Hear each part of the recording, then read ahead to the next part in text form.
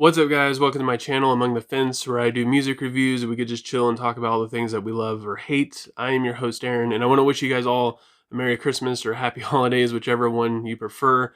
Unfortunately, this week I'm only going to be able to release one video because I'm just going to be that busy. And today we're going to be talking about my personal top 10 favorite albums of 2020. This year has been really rough and a lot of bad things have happened this year, but if there's anything that we could celebrate, it's the amazing music that we got this year, because there's been some absolute solid bangers. And this is my personal list. This isn't anything that is like Metal Sucks or any of their lists or anything like that. I personally base all this off of how memorable this music was for me, how often I went back to it, and also just the marketing and the reception that was around it. A lot of these albums had a lot of hype to them and they either lived up to it, or a lot of people weren't really sure how it was going to turn out, and it turned out amazing. And it was very hard to come up with just 10 albums to put on this list because there's so much good music that was released this year. And I do have some honorable mentions that are mentioned at the end of the video. And if there's something on here that you thought was more deserving or deserved album of the year or should be on a top 10 list that you didn't see in this video, leave a comment below letting me know what it is, and let me know if you want me to review it or just check it out or whatever. And we'll throw it up on the whiteboard and it will be featured on a Request Wednesday. Starting off the list at number 10 is The Death of Me by Polaris. I gotta admit that I am not a fan of this band whatsoever. And even though this is a good album, I tried so hard to not like it, just because I'm a huge Era fan. And I feel like Polaris was just kind of a ripoff. Every time I heard them, as I put on an Era playlist and Polaris would pop on, and I'm like, what is this freaking ripoff of a band? But I still gave this album an 8.5 because all the music just is so original. The choruses are catchy and hook the hell out of you. The verses are solid, and they got some fantastic riffs, especially on my favorite songs, Vagabond, Pray for Rain, and Masochist.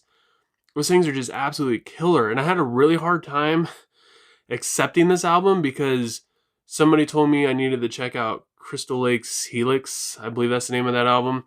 And they said that it's very similar to Polaris. And I listened to Crystal Lake first, and I didn't really like that album. I'm pretty sure I gave it a 6 or a 5 or something like that when I reviewed it. There's only maybe 1 or 2 songs on the album that were actually good. You can go ahead and fight me about that in the comments. But Polaris, when I listened to it, I was going into it with the whole Crystal Lake thing in my head. And I was like, damn it, I already don't like this band. And now they're telling me it sounds just like this other thing. I'm just wasting my time. And after the first listen, I was hooked. This thing is freaking killer, and it rips hard. Coming in at number 9 on the list is Brain Pain by 4 Years Strong. Now, I like to think of my YouTube channel as more of a metalcore, and death metal kind of review thing.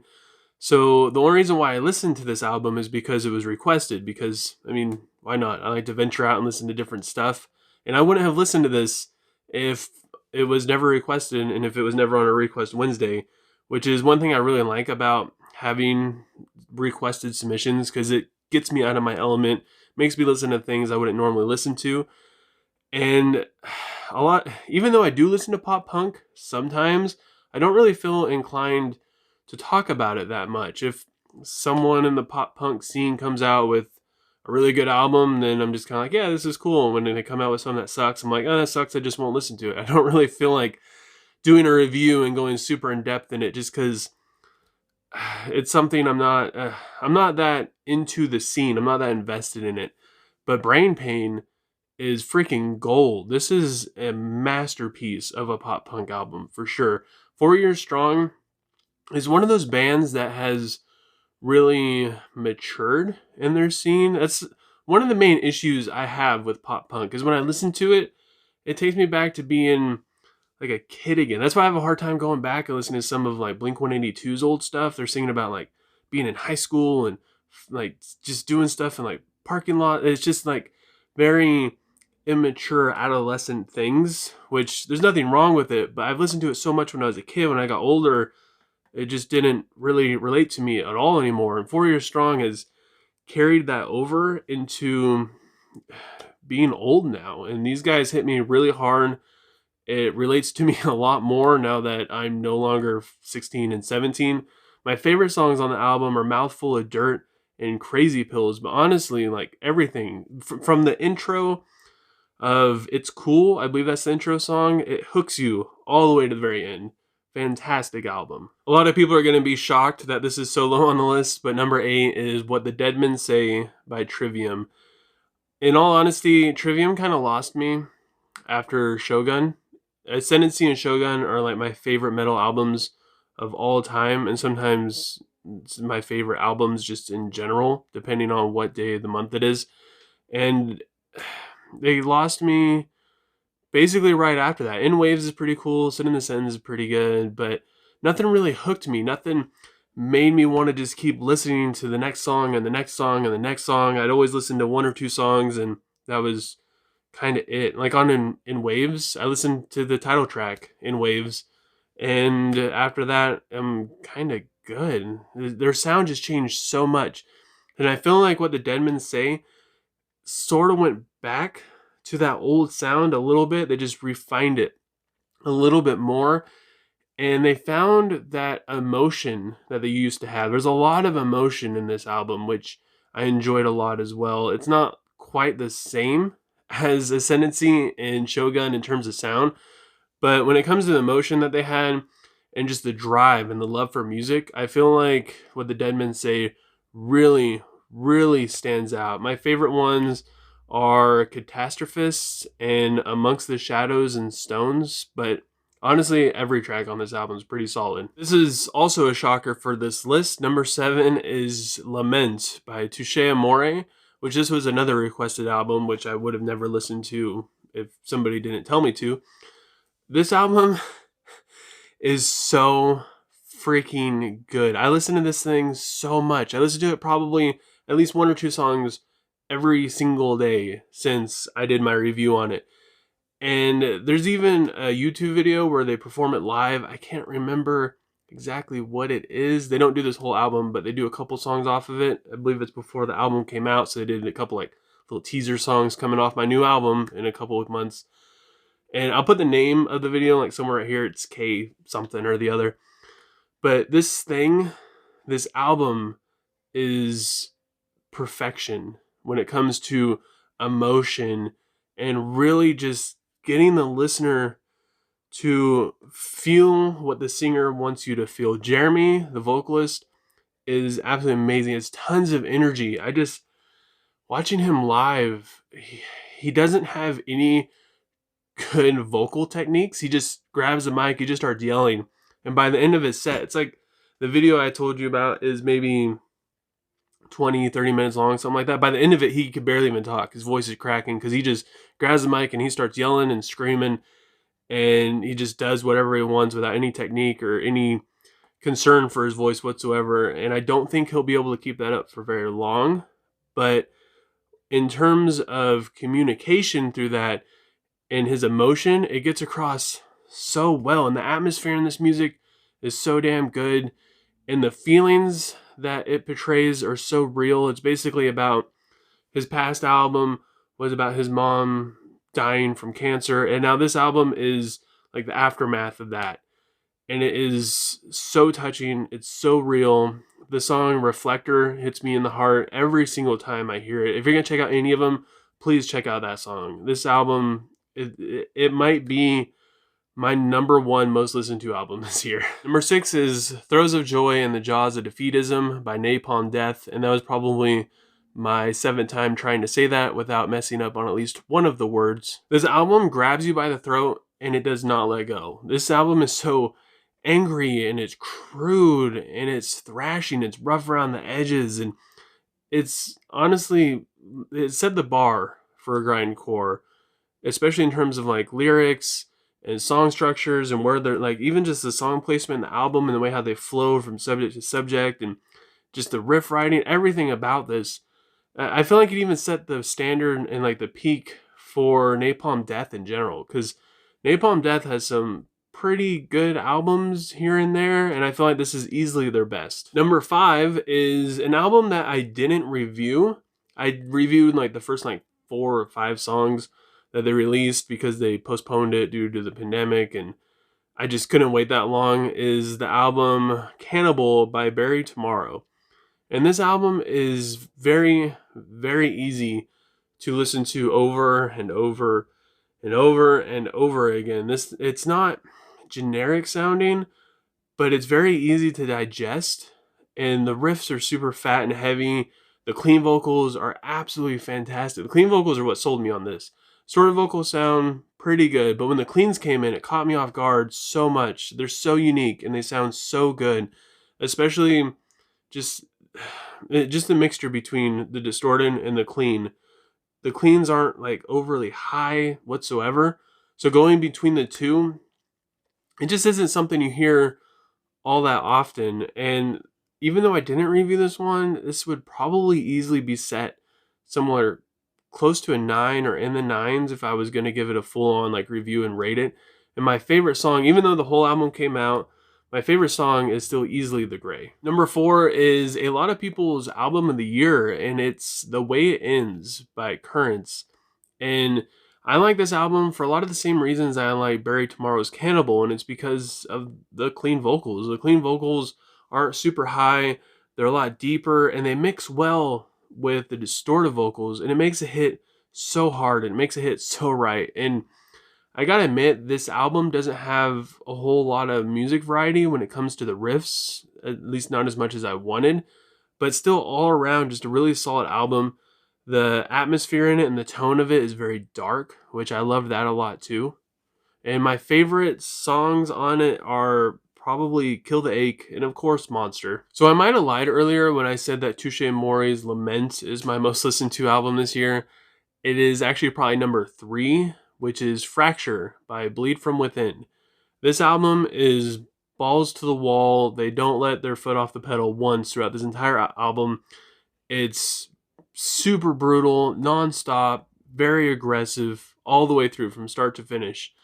And a lot of people said that this album is basically just generic metalcore, which it does have some generic things to it, and it does sound like just typical metalcore within its genre. But at the same time, it's very much Bleed From Within. When I listen to this album, I know who this is, and I want to hear more of it. This is the type of just anger and aggression I want to hear in my metalcore. And a lot of bands have kind of like swayed from that. And even though it is very genre specific and generic at times, they don't sound like any other, like you can't really get them confused with any other band. If you hear them for the first time, you might be like, whoa, this sounds like someone else, but it sounds completely different. And that's what I love about them. They have their own fingerprints and they have their own characteristics to their songs and just their overall sound. And I can't get enough of it. This is a fantastic album. Favorite songs are Utopia, Fracture, Night Crossing. Honestly, every single song. Listen to it from beginning to end and you're welcome. Number 2, which is also a lot of people's number 1, is Guardians by August Burns Red.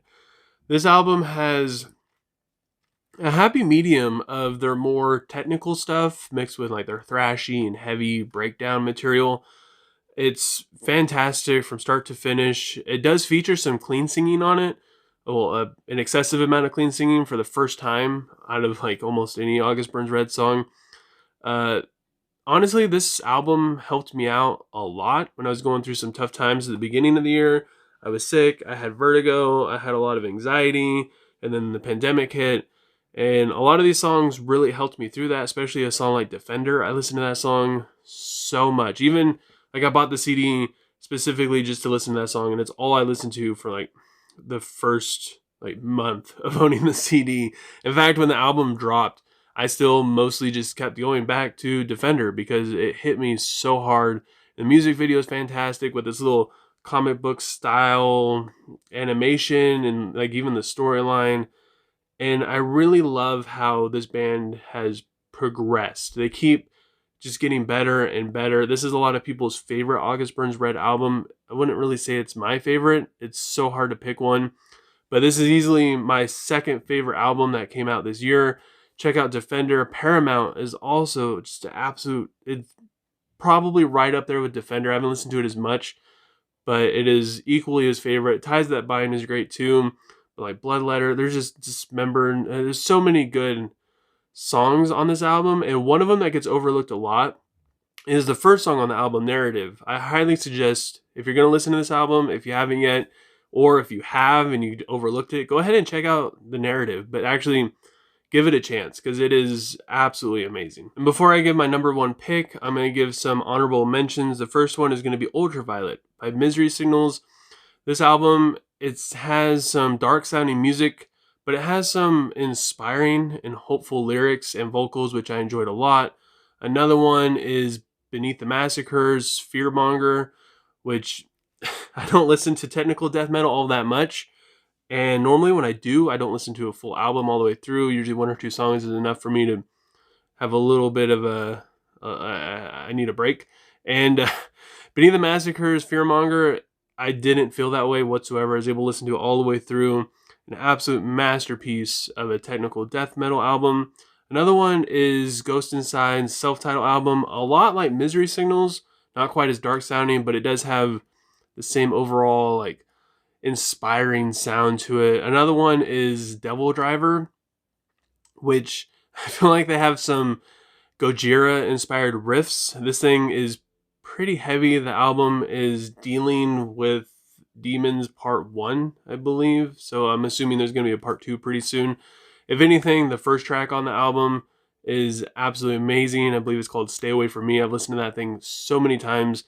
Another one, which this was really hard not to put on the list, was Invent Animate's Graveview. This thing is it's a solid album as far as like progressive metal goes and metalcore. The only issue I had with this album is I'm not a fan of the dirty vocals. Otherwise, it's right up there with Era and Blue Shift and bands that kind of have that progressive rock sound to them. And this was a lot of people's favorite album. They liked a lot more than Guardians. And it's just the distorted vocals I had a little bit of an issue with, and it made it hard for me to want to keep listening to it, unfortunately. My number one album of the year, based off of memorability, how often I went back to it, how hard it hit me, like the first time, and honestly every time I listened to it, and based on the hype that was around it, and I feel like this album went above and beyond when it delivered, is Slow Decay by the Acacia Strain. And I gotta admit that I didn't really like Acacia Strain before this album. I've listened to some of their songs, some of their albums before. I had a really hard time getting into them ever since, like, even like when I was younger, 10 years ago, somewhere around there, when a lot of my friends were starting to get into them. I just didn't really see the appeal, and then they released Slow Decay, and my mind was completely blown. And everything about this album is perfect, from the marketing all the way to the music. The marketing was absolutely brilliant. The way how they would slowly release 2 songs off the album and little EPs spelling out decay, down to the music, which is extremely heavy, and it's just in your face, and it's angry, and it doesn't hold anything back. It's deathcore at its finest, in its purest final form. And it even has tons of features. I believe every 2 songs that were released, I believe like on every like little EP had a different vocal feature on it. This thing's just jam-packed with so many different things. And if you haven't listened to it yet, I would suggest listening to the song Chinamiste. I believe that's how you say it. It's probably my favorite song on the album, but again, like, everything is a banger. All right, so that completes my top 10 album list of the year. Like I said, it was very hard to condense this all down to just 10 albums, so I had to go with my gut on this one and just pick things that seemed right to me. And even in the honorable mentions list, if you didn't see something that you feel like was a better contender for a top 10 list or album of the year, leave a comment below letting me know what it is, and I'll give it a listen. And I'll throw it up on the whiteboard, and I'll do a full actual review on it. Some of these albums I didn't get around to reviewing, and honestly, I don't have a whole lot of time on my hands between work and just life, so I don't get a chance to listen to everything that I want to. So yeah, if you find there was something else, leave a comment below letting me know what it is. And if you enjoyed this video, don't forget to give it a like. If you want to see more, or you leave a request and you don't want to miss out on your video when I end up uploading the review on it, please don't forget to subscribe and click the bell icon. That way you don't miss out and you don't have to search my videos or anything. And help support my channel. It helps me help you to help me, and it builds my self-esteem, and it just makes me feel good about myself. And I hope you guys all have a good rest of your day. Merry Christmas and happy holidays again. Please stay safe in all your travelings and hang out with your friends. Make smart decisions and wise choices. And I will talk to you guys next time. I was trying, ignorant kid relying on my parents' said to say